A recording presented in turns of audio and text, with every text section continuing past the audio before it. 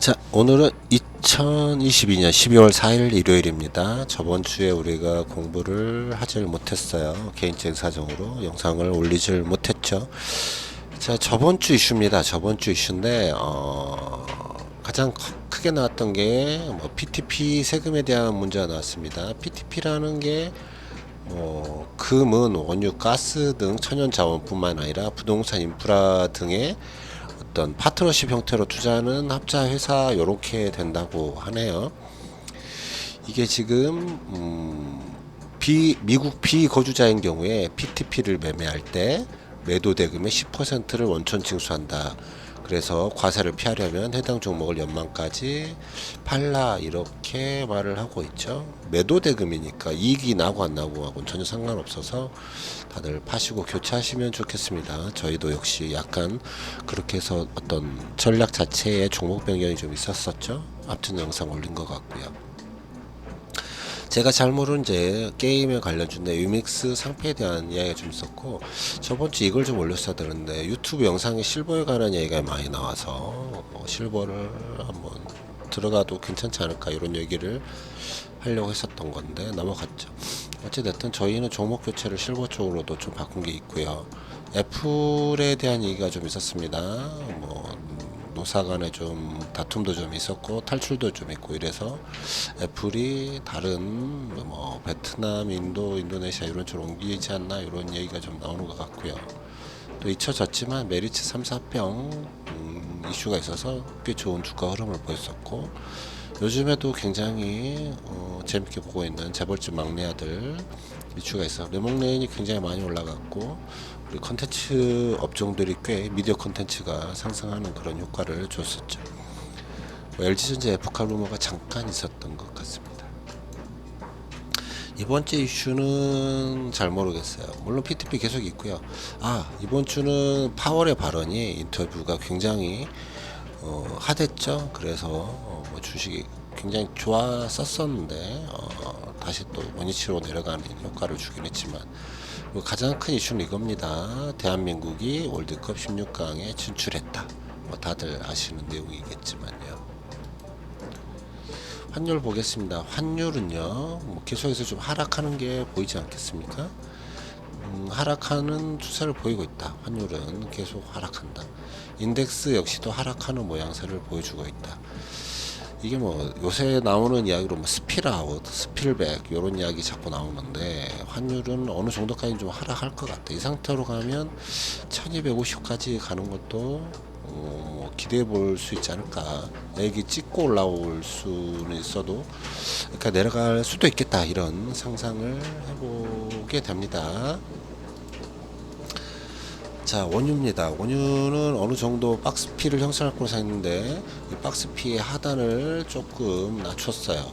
75에서 95 이 정도로 박스피를 맞춰야 되나 할 정도로 좀 낮췄고요. 추세가 깨진 건 아니기 때문에 일단 또 박스피만 옮겨서 지켜보는 걸로 하겠습니다. 자, 장단기 금리를 좀 보면 10년 금리가 3.492, 3.5까지 많이 떨어졌죠. 고점이 4.3이었으니까 꽤 많이 떨어진 걸 봅니다. 차트 모양을 봐도 일단 지지하는 자리까지 내려오긴 했지만 조금 더 떨어질 수 있다. 물론 아직 금리 인상이 끝난 게 아니기 때문에 다시 또 반등이 좀 나올 수 있는 그런 형태이긴 하지만, 아무튼 10년 금리가 좀 많이 하락했습니다. 2년물은 저점이 좀 낮아지긴 했지만 여전히 높은 위치에 위치하고 있고요. 고점 대비 지금 현재는 50p 이상 하락한 형태이긴 합니다. 장단기 금리차는 0.77, 아직도 계속해서 하락하고 있는 형태를 띠고 있죠. 장단기 금리차가 점점 깊어집니다. 자, 이거는 장단기 금리차를 굉장히 롱스케일로 보는 건데, 1980년대 이후로 이렇게까지 내려간 적이 없죠. 90년대, 2000년대에도 이 정도까지 장단기 금리차가 벌어지지는 않았었던 것 같은데,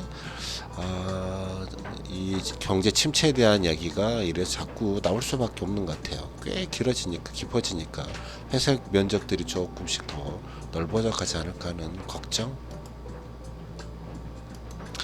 하이힐드 스프레드는 뭐 급변한 변동성을 보여주지는 않고 있습니다. 당장은 그런 경기 침체에 대한 우려가 아무래도 없다 이렇게 봐야겠죠. 자, CPI는 12월 13일 날 발표됩니다. 굉장히 중요하겠죠. 12월 13일 CPI 굉장히 중요할 거라고 생각이 되네요. PMI가 12월 2일 날 발표가 됐습니다. 49가 나왔어요.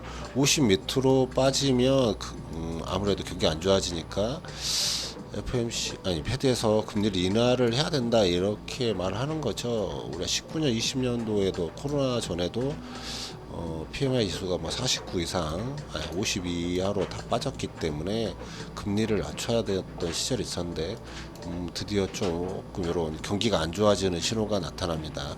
이 배드 뉴스가 굿 뉴스로 작용하지는 못할 것 같아요. 이건 제조업 지수니까 그죠. 그런 와중에 고용이라든지 실업률은 너무 좋습니다. 고용은 한 200K 정도 이상 했는데 고용 인력이 263K 꽤 좋죠. 이렇게 고용 인력이 많을까요? 늘 대기업들은 뭐 해고한다고 하는데 고용이 굉장히 좋죠. 실업률도 더 이상 올라가지 않습니다. 7월인가요? 이때 10월이군요. 10월에 3.5를 찍고 나서 3.7에서 더 이상 올라가지 않는 상태. 이렇게만 보면 어떻게 보면 단기간 고용이 굉장히 좀 많은 게 아닌가 하는 생각을 하게 되기도 해요. 직장을 갖는 게 아니라 용돈벌이 하는 형태가 아닌가 싶은, 생활비를 벌기 위한 형태가 아닌가 싶은 이런 생각도 좀 들기도 합니다. 자, 금현물은 또 올랐습니다. 뭐 좀 올랐고, 국내 금은 환율 효과로 인해서 이제 소폭 하락한 형태이죠. 금은 이 언덕만 이 지지저항의 이 라인을 뚫고 올라가면 1800 정도 되겠죠. 1800을 올라가고 그다음 거기서 지지를 하지 않을까, 지지를 하고 다시 올라가는 그런 형태를 보이지 않을까 저는 생각을 합니다. 빅스 지수 그 다음에 19 이하로 빠졌죠. 25 이하이기 때문에 매수를 해도 좋은 상태. V코스피 역시 20 이하로 빠졌기 때문에 매수를 해봐도 괜찮은 자리가 아닌가 싶고요. 자, 공탄 비수는 63입니다. 뭐 저번 주랑 크게 차이가 똑같죠. 그래서 뭐 약간 공포 상태, 아니 탐욕 상태에 있다. 자, 12월 2일 금요일날 해외 주요 증시는 우리 고용지표 나왔을 때는 요랬었는데 바닥을 좀 쳤는데 다시 쭉 이렇게 올라가는 형태를 보여줬고요. 막판에 살짝 흔들렸지만 다시 제자리를 잡아가는 모양을 보여줬다. 그래서 월요일 분위기는 썩 나쁘지 않겠다 이렇게 생각을 저는 해봅니다. S&P요? S&P의 캔들 모양은 뭐 여기까지는 가려고 낙서를 자시할까요? 여기까지 가려고 할 것 같죠. 뭐 각도 자체가 좀 그래서 그렇지만 뭐 이러한 형태를 띄지 않을까 싶습니다. S&P는 물결 치면서 원파동, 투파동, 쓰리파동 이렇게 만들어서 서서히 상승했으면 좋겠고요. 뭐 그렇게 되길 바란다는 뜻이죠. 나스닥은 힘이 좀 떨어져서 나스닥은 L자 모양으로 움직이지 않을까 싶습니다. 이렇게 갔다가 쭉 옆으로 횡보했다가 마지막에 훅 떠오르는, 언제 떠오를지 모르겠지만 이러한 차트 모양을 띄지 않을까 싶습니다. 차트 모양이. 코스피 지수는 묶였죠. 박스에 묶인 것 같습니다. 박스에 묶였어요. 어디로 갈지 이거 왜 안 되죠? 어디로 갈지는 이제 다음 주의 형태를 좀 봐야겠죠. 조정을 받고 올라가는 듯 싶었으나 상단 돌파가 안 됐기 때문에 이대로 다시 한번 아래쪽으로 내려올 수도 있는 차트 모양이긴 해요. 물론 위로 갈 수도 있겠죠. 떨어지는 속도가 펑펑 떨어져 가지고 좀 걱정이 되기는 합니다. 근데 뭐 이런 식으로 살짝 다음 주도 크게 뭐 변동 없지 않을까. 코스닥 모양은 이건 L자 모양은 아닐 것 같지 않습니까? 얘는 좀 박스 형태를 벗어나기만 하면 올라갈 것처럼 보이는데 저만 그렇게 보이는 건지는 잘 모르겠네요. 자, 다음 주 잘 투자하시고 다음 영상에서 보죠.